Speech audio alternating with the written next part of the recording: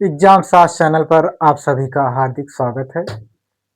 कल की कक्षा में हम पढ़े थे पार्श्विक व्यंजन यानी वे व्यंजन वर्ड जिसका उच्चारण करते समय यानी जिसको बोलते समय जो हमारे अंदर से वायु आती है वो जीभ के पार्श्व भाग से यानी जीभ के दोनों साइड से बगल से निकलती है, मुखविवर से बाहर आती है, इसलिए उसे हम पार्श्विक व्यंजन कहते हैं।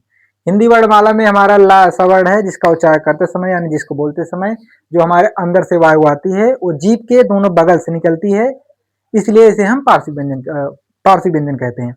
आज की कक्षा में हम पढ़ेंगे अर्ध स्वर। आइए पहले इसकी परिभाषा देख लेते हैं, इसके बाद समझने का प्रयास करते हैं।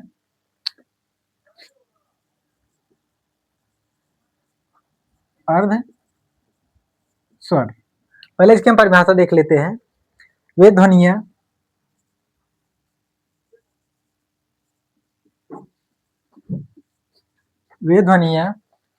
जिनका उच्चारण करते समय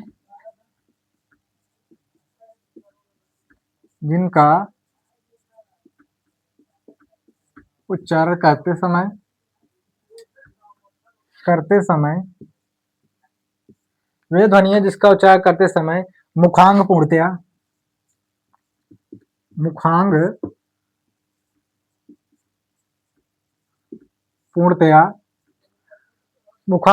आसपास ना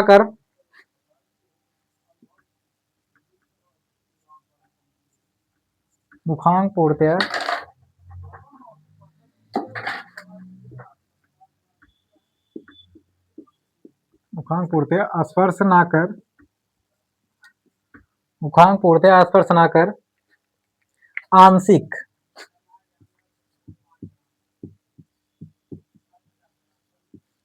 यानी ना के बराबर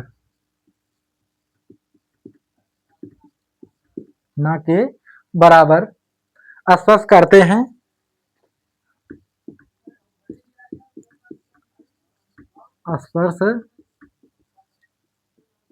करते हैं तथा हवा मुखविवर से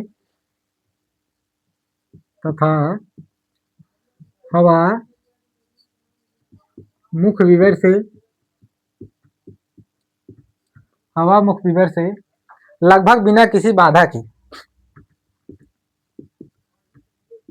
लगभग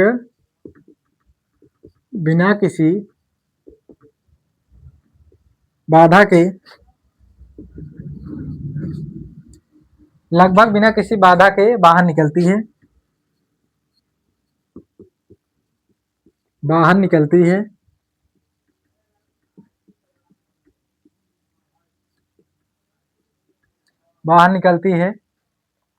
उन्हें अर्ध स्वर कहते हैं।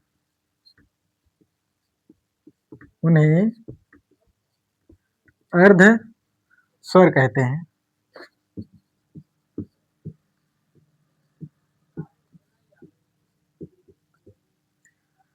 पहले अब इसे हम समझ लेते हैं। आज हम पढ़ रहे हैं अर्ध स्वर।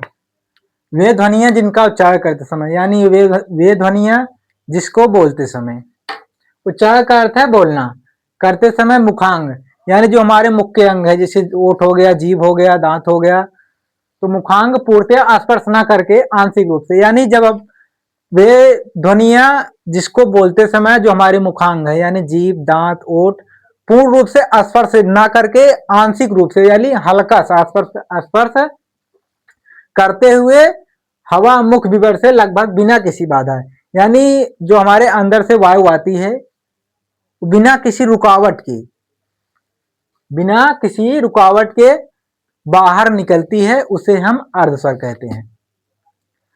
स्वर में क्या होता था कि जो हमारे अंदर से वायु आती है वो बिना किसी रुकावट के आती थी, लेकिन अर्ध स्वर में क्या होता है, इनमें आंशिक रूप से हल्का सा रुकावट आता है, तो इसलिए इसे अर्ध स्वर कहा गया। यानी वे ध्वनियां जिनका उच्चारण करते समय, वे ध्वनियां जिनको बोलते समय हमारे जो मुखांग हैं यानी जीभ, दांत, ओठ वो हल्का सा आंशिक रूप से हल्का सा स्पर्श करते हैं और बिना किसी लगभग यानी आंशिक रूप से बिना किसी बाधा के जो अंदर से वायु आती है वो बाहर मुख विवर से बाहर निकलती है, उसे हम अर्ध स्वर कहते हैं।